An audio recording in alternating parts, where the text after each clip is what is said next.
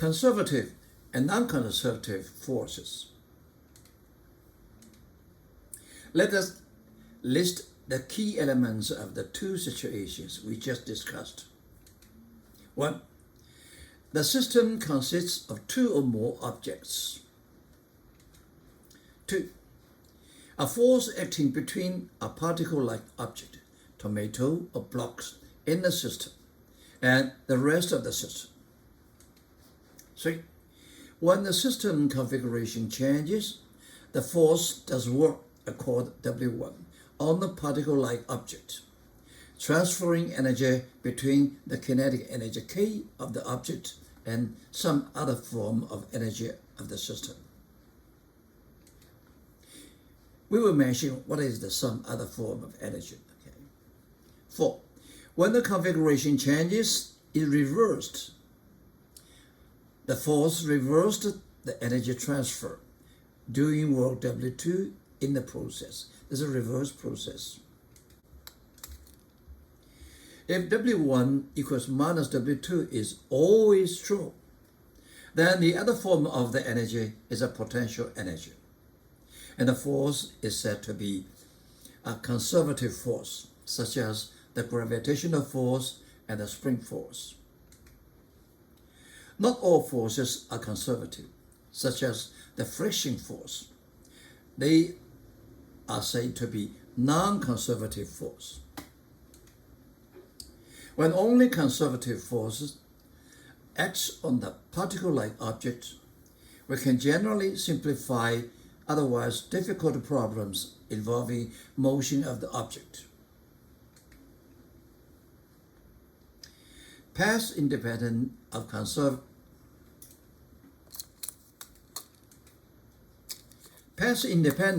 conservative forces.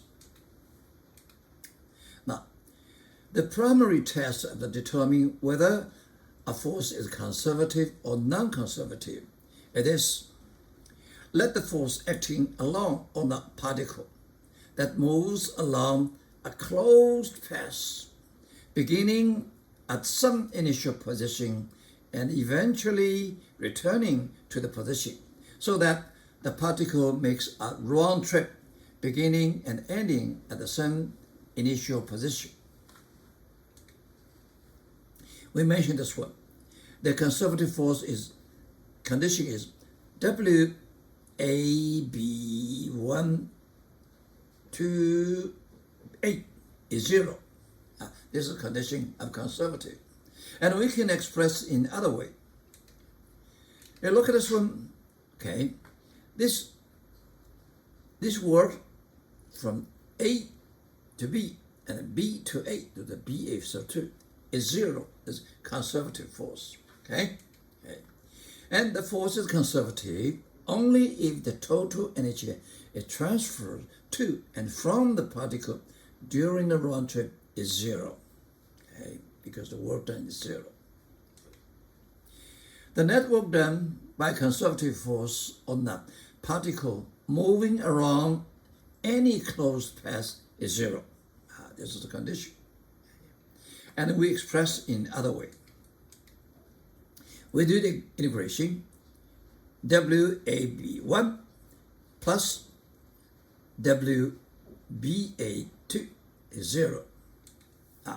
And we see WBA2, B so straight 2, equal to integration FDR from B through 2 to 8.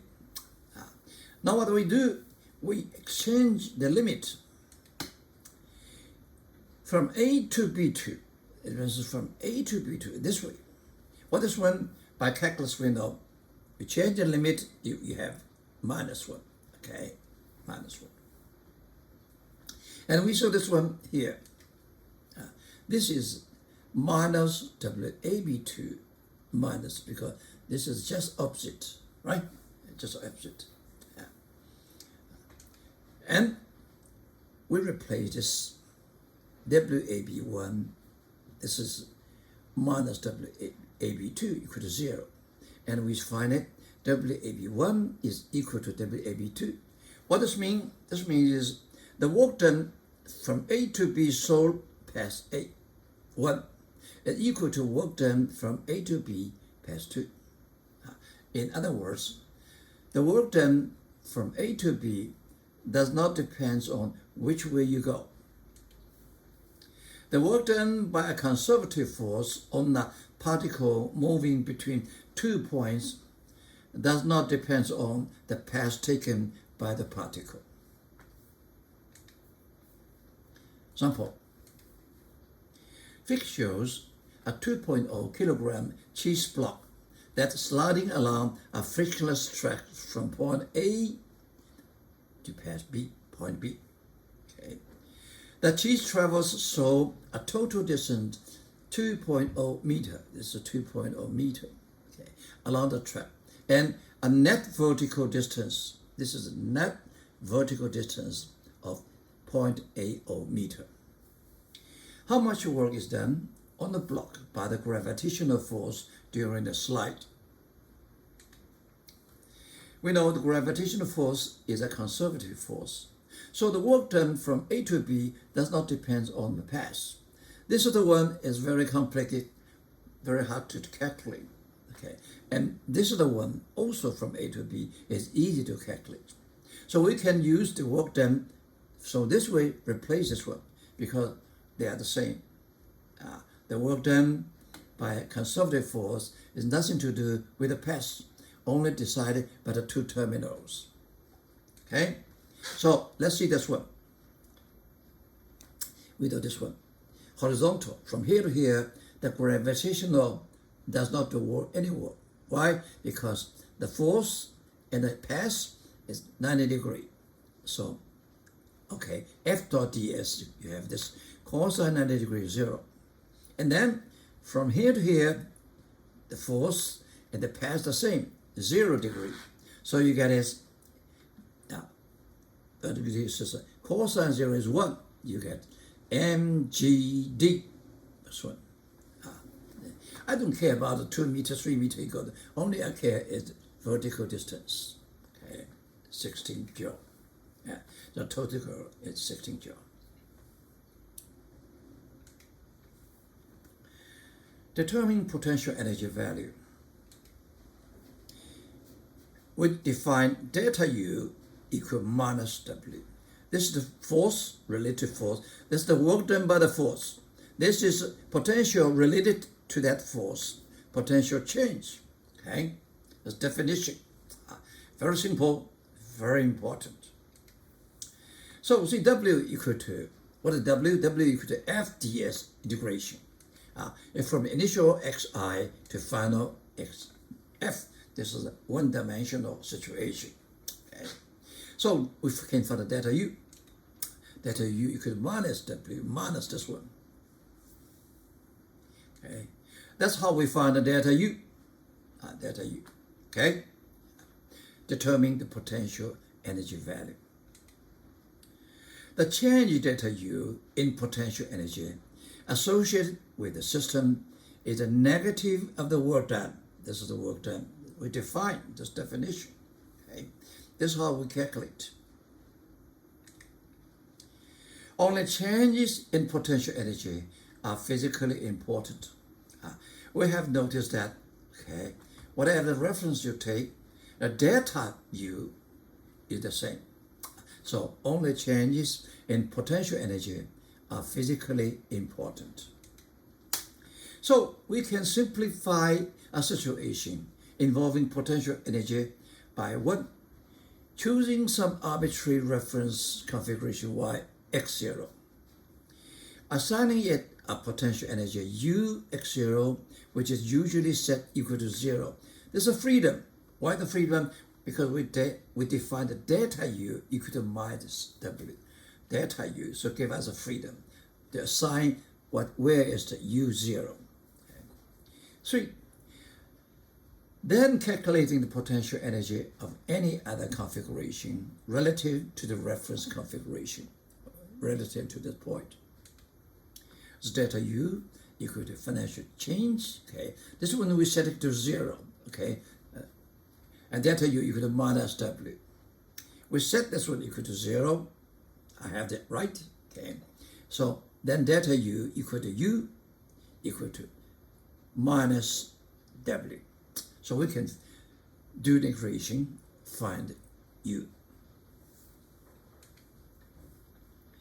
Gravitational potential energy. We take the y-axis upward. So this is the J direction. In this case, the gravitation force, your weight is downward, is minus mgj. Minus mgj. Now, so the gravitation force acting on the body is minus mgj, where we take the up y direction.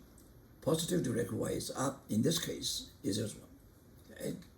And so we do the dw. dw equal to f dot dy move. Okay? F is minus mgj. Y is going up. Is dyj. J dot j equal to 1. So this becomes minus mg dy. And by definition, delta U equal to minus W. We put this one here. Okay? Minus W is minus mg dy. We have two minus. Okay? One is from definition. One depends our choice of reference direction. This can change. This can never be changed. The definition. Okay? All right. So where from y initial to y final. Okay. We put it inside. It's very easy. Okay. A dy integration is y. So this mg y final minus y initial. So in this case, we will see that u delta u final minus u initial equal to mg yf. See. And then we take u I to be the gravitational potential energy of the system when it is in a reference configuration with a particle at the reference point I. Okay, this is up to you. Usually we set ui equal to 0 at yi equal to 0. You don't have to, but that's usually we do. The gravitational potential energy associated with a particle or system depends only on the vertical position y or height of the particle relative to the reference position y0, not on the horizontal position. So for a gravitational potential energy, Uy equals mgy. Elastic potential energy. The spring force F equals minus kxi. The work done dw equals F dot dx. F equal to minus kxi. Dx equal to dxi. And so dot I equals 1. So this answer is minus kx dx. Then the potential change of elastic potential energy equal to minus W. This W is integration of this dW. So we put this one inside. We get integration minus kx dx. Integration from where to where? From xi initial to x final. We do the integration. It's a very easy one. We get equal to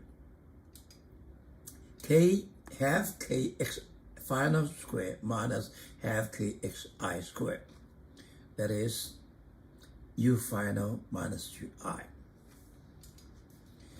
We choose the reference configuration to be when the spring is at its relaxed length and the block is at xi equal to 0.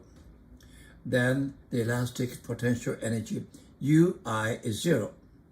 And then the equation becomes u minus 0 equal to half kx final minus 0. We get u x equal to half kx squared. This is the elastic potential energy. Sample. A 2.0 kilogram sloth hangs 5.0 meter above the ground. Question A. What is the gravitational potential energy U of the sloth Earth's energy. If we take the reference point y equal to 0 to be 8 at the ground, b at a balcony floor that is 3.0 meter above the ground, 3 at the lane, 4 1.0 meter above the lake. In these four different situations, what is the potential energy of the slot? We know the potential energy of gravitational force is equal to mgy. Now, we take different reference y equal to 0, we get different potential energy. For example, A, you take this as a ground, so this y is 5. Okay, you get this one. You take the floor of balcony as a ground, 0, and this one is 2. 2. If you take this one as a y equal to 0, then the y is 0. In this case, the potential is 0. If you take this one is 0, then this one is minus 1. We'll take a different reference, the potential is different. But that doesn't make sense. What makes sense is the difference of potential. That makes sense. Question B. The slot dropped to the ground. For each choice of reference point, what is the change delta U in the potential energy of the slot Earth system due to the fall? Now, from this structure here, whatever reference you take, 0 here, 0 here, 0 here, 0 here, the delta Y is 5. So the potential difference is equal to mg delta Y. They are the same. Whatever you choose to Y equal to 0.